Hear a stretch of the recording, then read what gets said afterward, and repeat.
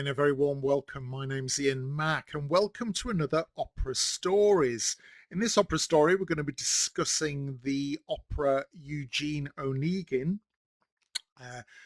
directly based on Pushkin's novel, and in doing so we need to understand what the narrative, what the plot, what the story is. So if you're ready, let's start.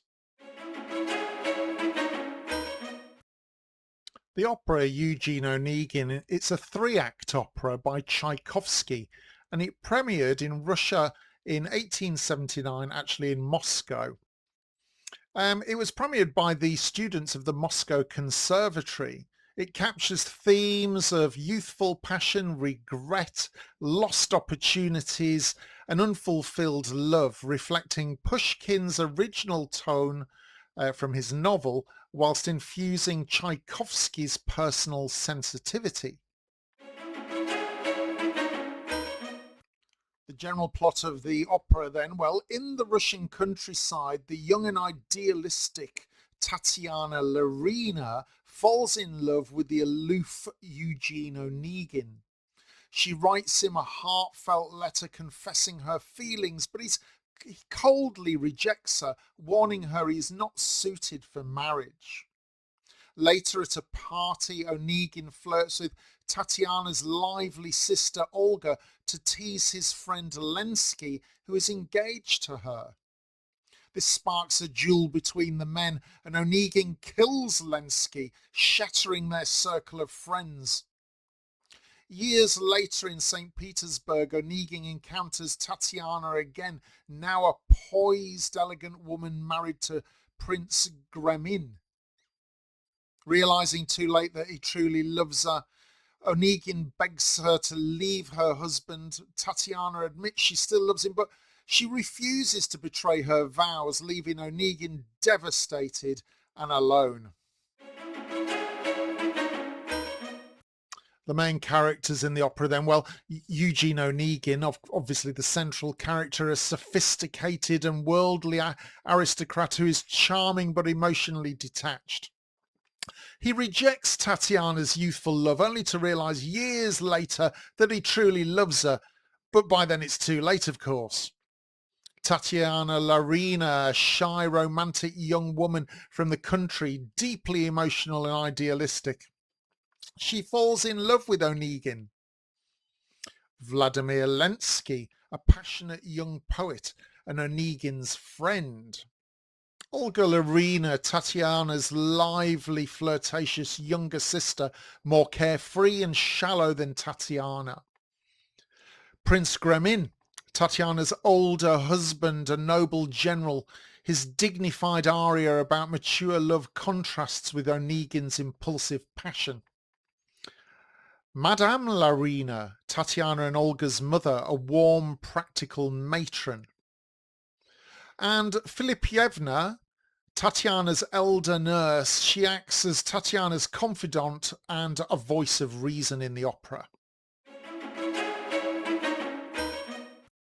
Act 1 of the opera is set in a country estate in rural Russia. The sisters Tatiana Larina and Olga Larina live quietly with their mum. Olga's fiancé Lensky brings his sophisticated friend Eugene Onegin to visit. Tatiana is instantly captivated by Onegin's charm and worldly manner. That night, overwhelmed by love, she writes him a passionate letter confessing her feelings. When Onegin visits the next day, he politely but coldly rejects her, saying he's not suited for marriage. Act 2 of the opera is set in the Larin family's house during Tatiana's name day party. The guests dance and celebrate. Onegin feels bored and irritated. To amuse himself, he flirts with Olga, which deeply offends Lensky. Lensky challenges Onegin to a duel. The next morning, both men feel regret, but honor compels them to go through with it.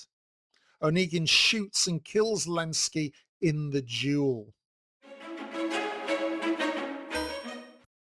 The final act of the opera, Act 3, is set at a grand ball in St. Petersburg. Years later, Onegin returns from travelling abroad, weary and disillusioned, At the ball, he meets Tatiana again, now a poised and elegant woman married to the influential Prince Gremin. Onegin is overwhelmed with regret, and he realizes that he truly loves her. He writes her a desperate love letter and he begs her to run away with him. Tatiana admits she still loves him, but she chooses duty and honor over passion, and she refuses him. Onegin is left devastated and alone as she walks away. Some footnotes for the opera. Well, Tchaikovsky was initially hesitant to adapt Pushkin's beloved novel, fearing criticism for touching a Russian literary treasure. However, he was inspired by its emotional intimacy and its psychological realism. Instead of a traditional grand opera, he created what he called 7 lyrical scenes, focusing on character and emotion rather than spectacle.